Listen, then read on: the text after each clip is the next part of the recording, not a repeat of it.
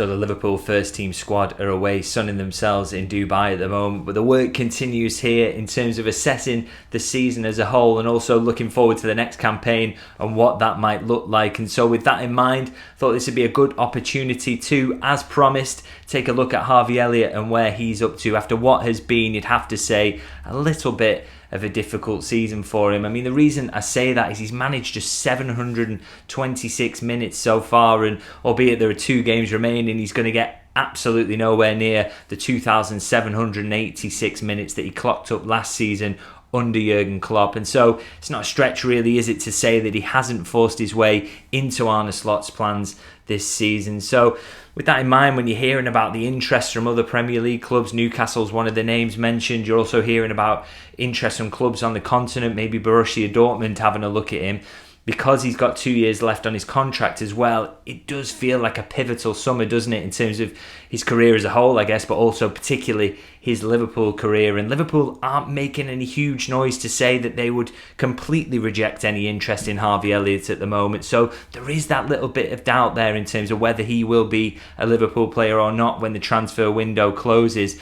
But the player himself has made clear in interviews and generally when you speak to anyone around him that he is desperate to stay at Liverpool and make it work here because, look, it's his boyhood club. He's a lifelong Liverpool fan, isn't he? So he really does want to make things work. But I guess the question is that possible? And what should Liverpool do when it comes to this summer with all that interest in him, if that turns into anything firm and becomes a bid? So I want to kind of take a look at his numbers, see how he's doing and where the areas for improvement are. And I'll start with the obvious upside really in terms of his game, which is of course the quality he brings in terms of attack. Now, I'm going to bring up some numbers for you here, which is from FB Ref, his attacking statistics from the last 365 days, and this is compared to other midfielders in the top 5 European leagues. And I mean, your instant impression there when you look at those numbers is surely we are looking at one of the best young players in the world here. I mean, 0.45 non-penalty goals per 90 minutes, 3.15 shots per 90, which, to give you some context around that particular statistic, Mo Salah takes 3.16 shots per 90 in the Premier League this season. And he's, as you can see, he's in all high 90s in terms of the percentiles he's in for each of these statistics. So it's really, really impressive stuff. He's also incredibly creative, not just getting shots off and getting goals, but 5.1 shot creating actions per 90 minutes.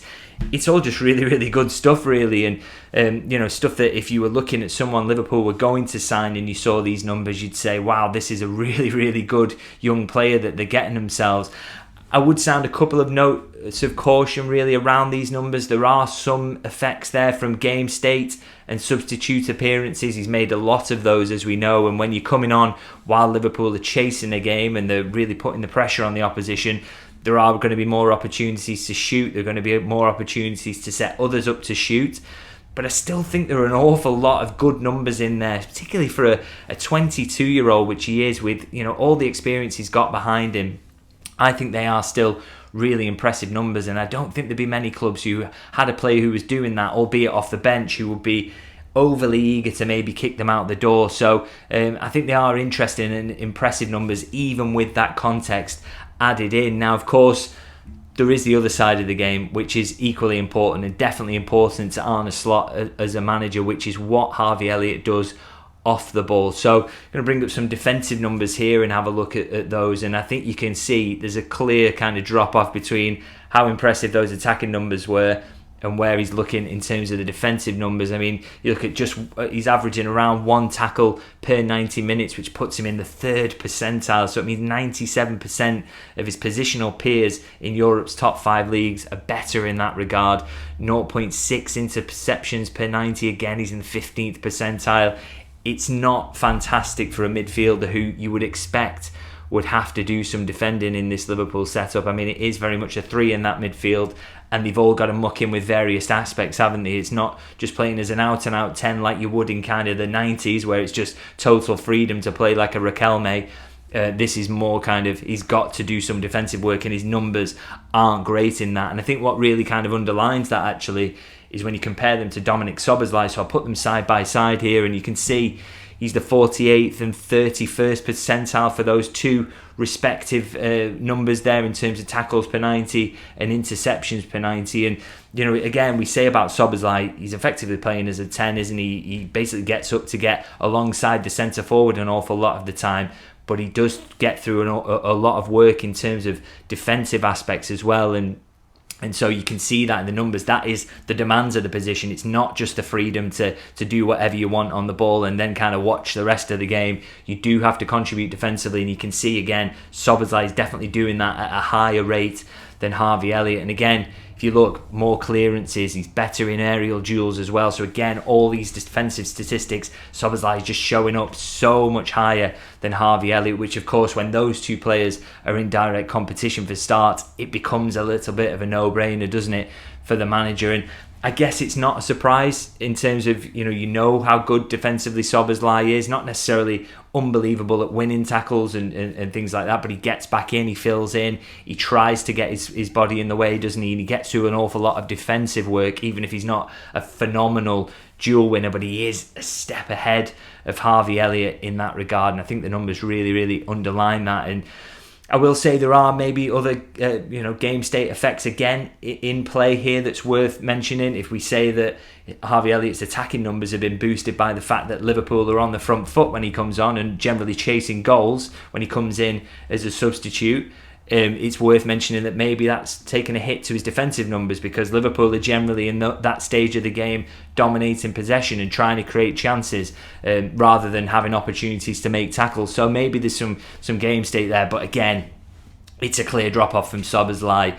It's a clear drop-off from his attacking numbers. It's clear, as we know really from watching him, that it is a weakness in his game, the defensive aspects. So I think the numbers really, really support that. And I have to say, when you kind of look at his numbers as a whole, really, you can see, can't you, you can see the obvious strengths that we all know about. You can see the weaknesses there that we all know about. And I guess the big question for Arne Slot really is whether the weaknesses will improve sufficiently to make Harvey Elliott a guaranteed starter in this Liverpool team. I mean, the one thing he's got going against him in terms of that and the sudden defensive improvement is that he's not as tall or as strong or as quick as Dominic Szoboszlai, is he? And I mean, that pace issue that he's got as well probably discounts him from being a particularly strong backup to Mohamed Salah on that right wing position, because Liverpool probably do need pace, don't they, in attack when they're attacking sides. So yeah, I guess the big question is, if he doesn't show huge improvement in terms of the defensive aspect,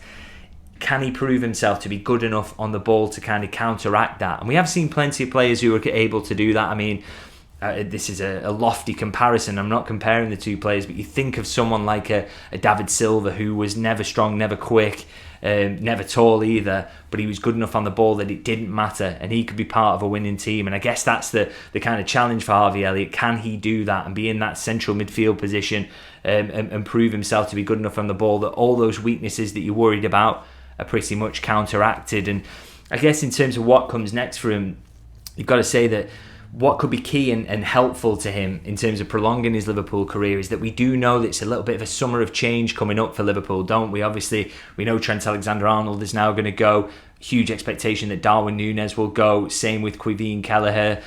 And then there are other doubts in the squad as well. Joe Gomez, Jarell Quansah, Kostas Tsimikas, even Luis Diaz you can throw in there, Endo as well. So loads of doubts in the squad in terms of question marks over the future. And I guess when you've got a player who is homegrown, he absolutely loves the club and he's desperate to stay, do you desperately need to make this decision now on whether he has a future at Liverpool or not? Or is there a possibility there to maybe just kick the can down the road a little bit and say, we'll wait till next summer, we'll see if he plays more, and if he can, and if it's still not working out, we can't find a way into the team for him, then we may have to sell and see what we can get with a year remaining on his contract. But I think that would be kind of the wise move here, really, because I just think there is that change that's coming, and I think if you've got someone who's desperate to stay and is a good player and can be handy in several situations, why not keep him around and see if he can be more effective next season? And it is worth noting, Arne Slot said, didn't he? He said he thought that the foot injury he had early in the season really disrupted Elliott's rhythm, and he liked him a lot more in training, what he's seen from him in the latter part of the season. So it feels like he's getting some rhythm back now and showing himself to be a better player than Slot maybe initially thought. So if you can go into next season, full pre-season, no injuries hopefully, and start the season in form and in good shape, maybe that can put him in a position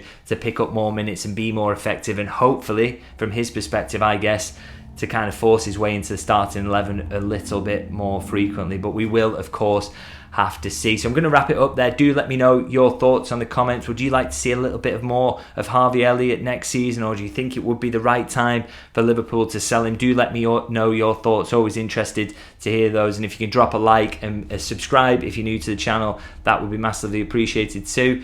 So I'll see you guys later.